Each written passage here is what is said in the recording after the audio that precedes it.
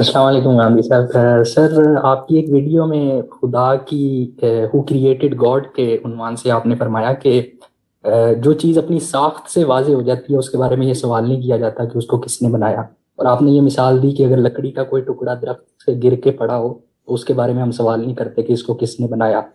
لیکن سر اسی مثال سے یہ سوال بھی پیدا ہوتا ہے کہ وہ لکڑی کا ٹکڑا کہیں سے تو آیا, تو اس کی اصل کچھ تو ہے. تو خدا کو اگر کسی نے نہیں بنایا تو اس کی اصل کیا ہے؟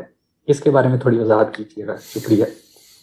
بھائی میں نے یہ مثال اس پہلو سے دی تھی کہ لکڑی کی ایک گیلی اگر کہیں پڑی ہوئی ہے تو اس کے بارے میں وہ سوال نہیں پیدا ہوتا جو میز کے بارے میں پیدا ہو جاتا ہے.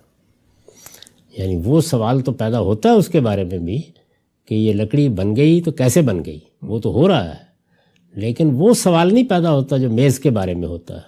جی. یعنی لکڑی کے بارے میں کسی کارپینٹر کی تلاش نہیں ہوتی. جی. یہ بتایا تھا میں نے, اور اس سے یہ سمجھایا تھا کہ جو چیز آپ کے سامنے آتی ہے یہ وہ فیصلہ کرتی ہے کہ کیا سوال ہونا چاہیے. میز کے بارے میں سوال کارپینٹر کا پیدا ہوتا ہے اور درخت کے معاملے میں سوال کسی اور کا پیدا ہو جاتا ہے. تو یہ بتایا تھا میں نے, یعنی یہ سمجھایا تھا کہ چیز کو پہلے دیکھا جائے گا. تو یہ کائنات جب ہم دیکھتے ہیں اور اس کائنات میں جس عظیم قدرت, جس عظیم حکمت, جس عظیم علم کا ظہور دیکھتے ہیں, اور پھر اس کائنات کو جب خود تجزیہ کر کے دیکھتے ہیں تو یہ اپنے اوپر تصرف کرتی نظر نہیں آتی. تو اس لیے یہ سوال پیدا ہوتا ہے یہ کہاں سے آئی, یہ سوال اس لیے پیدا ہوتا ہے. تو میں نے یہ عرض کیا تھا کہ جس طرح اس لکڑی کی گیلی کے بارے میں یا درخت کے بارے میں یہ سوال نہیں پیدا ہوتا کہ یہ کارپینٹر کون ہے, اس کا نہیں ہوتا نا. تو اسی طرح سے جب ہم خدا کو دیکھیں گے تو تبھی یہ سوال پیدا ہوگا کہ اس کے بنانے والا کون ہے, اگر وہ بھی بنا ہوا مخلوق ہونا ضروری ہے نا.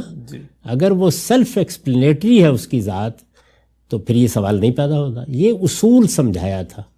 اب آپ پوچھتے ہیں کہ اللہ تعالیٰ کی بتائیے کیا ہے اصل, تو پہلے تو جس اصول کی نشاندہی کی ہوئی ہے کہ پہلے اللہ دکھائیے. جب آپ دکھائیں گے تو پھر اس سوال کا جواب دیں گے. اس وقت تو یہ ہے کہ کائنات کو ہم دیکھ رہے ہیں, کائنات خالق کا سوال پیدا کر رہی ہے. اسی مثال میں آ جائیے, میز کو ہم دیکھ رہے ہیں, میز کارپینٹر کا سوال پیدا کر رہا ہے. تو اسی طرح سے کائنات ایک خالق کا سوال پیدا کرتی ہے, اور اس خالق کے بارے میں ہمارے آبا نے ہمیں یہ اطلاع دی کہ اس نے ان کے ساتھ بات کی تھی. وہ اس کائنات کا مالک ہے اور وہی تنہا خدا ہے, اور وہ اول بھی ہے, آخر بھی ہے, ظاہر بھی ہے, باطن بھی ہے. وہ زمان اور مکان سے بالا تر ہے اور وہ کسی کا بنایا ہوا نہیں ہے. یہ اطلاع دے دی گئی. یہ اطلاع معقول لگتی ہے, ہم نے اس کو مان لیا.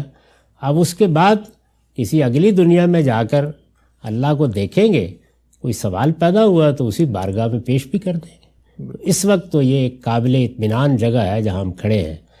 اللہ تعالیٰ کیا ہے کیا نہیں ہے, میرے پاس علم کے جو ذرائع ہیں وہ اصلاً کیا ہیں. میرے حواس کا ظاہری مشاہدہ, میرے حواس کا باطنی مشاہدہ, ان کی بنیاد پر عقلی استنباط, بس یہی ذرائع. اس کے بعد کیا ہے, اس کے بعد اللہ کی کتاب ہے. تو اللہ کی کتاب نے, اللہ کے پیغمبروں نے, ہمارے آبا نے ہمیں جو اطلاع دی ہے وہ اطلاع عقل کے مطابق ہے. عقل جو سوال پیدا کرتی تھی وہ اس کا موسٹ پلازیبل جواب ہے. جی. تو ہم اس پہ مطمئن ہیں. اس کے جواب میں کوئی اور چیز آئے گی سامنے, غور کر لیں گے اس کے اوپر. سائنس میں بھی ایسا ہی ہوتا ہے. ایسا ہی ہوتا ہے. جی, بہت شکریہ.